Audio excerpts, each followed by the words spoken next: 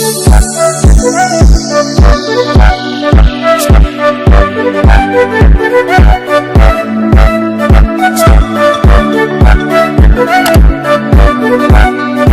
guys! Welcome back to my channel. So, tonight, magluluto ako ng dinner namin.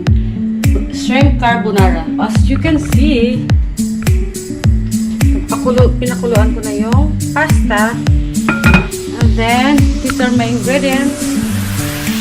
Of course, mushroom, shrimp, broth ng shrimp.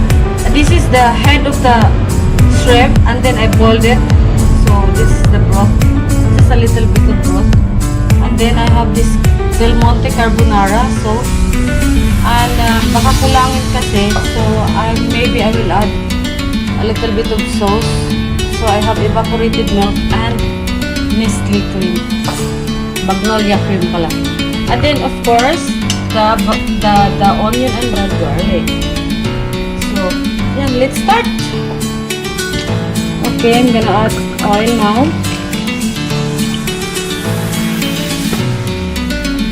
Then, onion and garlic.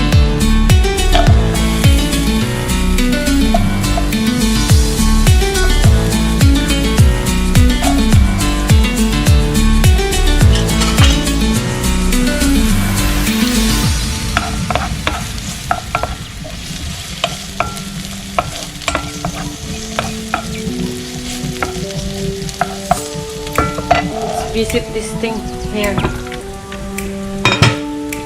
It's already boiling. And this is half kilo of pasta.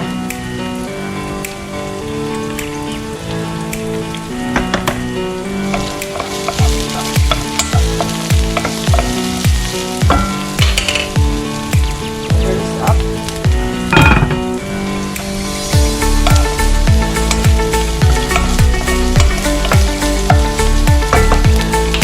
Add the mushroom.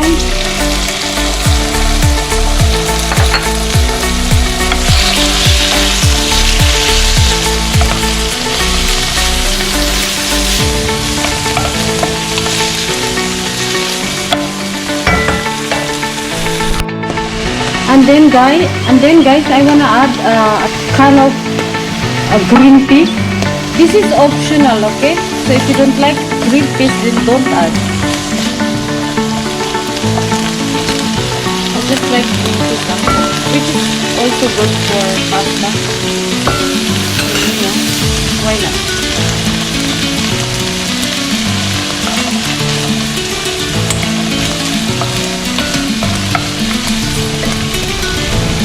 And then let's add this shrimp.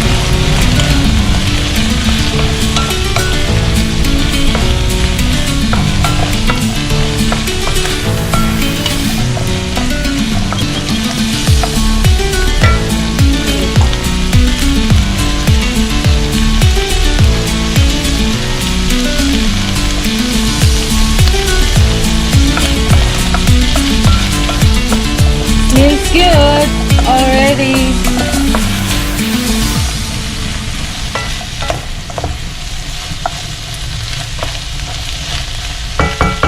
I'm gonna add a little bit of pepper.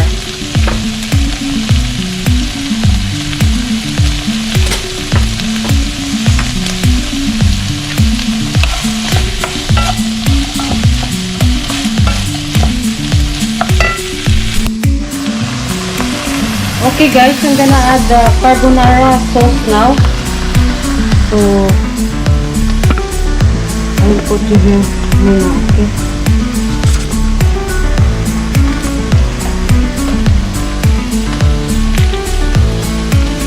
I add 2 packs of carbonara.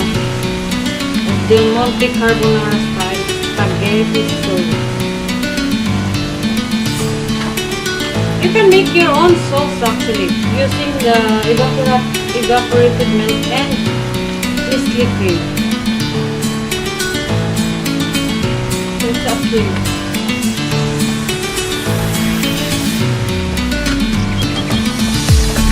And then haluin natin. So this is why I want to add evaporated milk because it's too sticky. And I don't like sticky. So I'm gonna add a little bit of milk. Maybe, I don't know, a whole can of milk. And of course, don't forget to add the shrimp broth.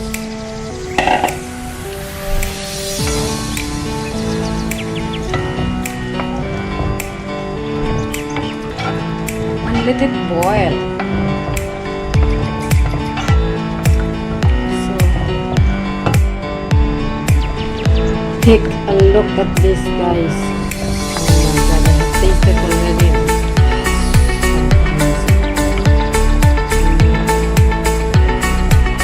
Good already. And I add the cream here already, and then later on the cheese. This is almost cooked. Let's cover it up again. So guys, this is done.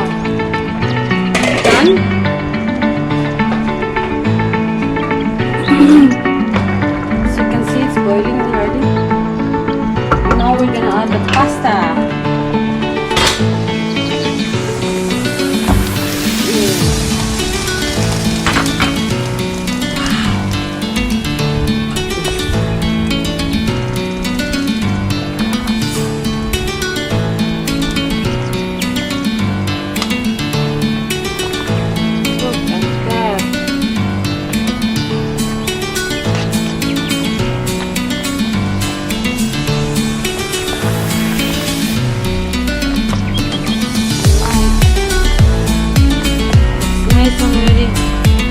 Okay, it's time to add the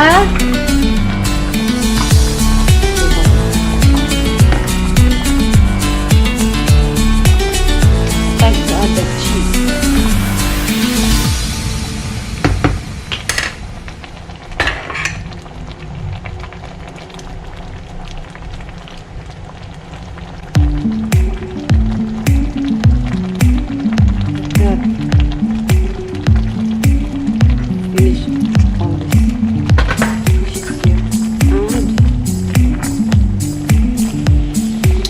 Done.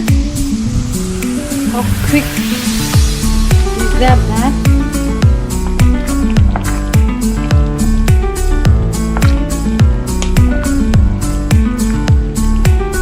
I love carbonara. My husband actually really loves pasta.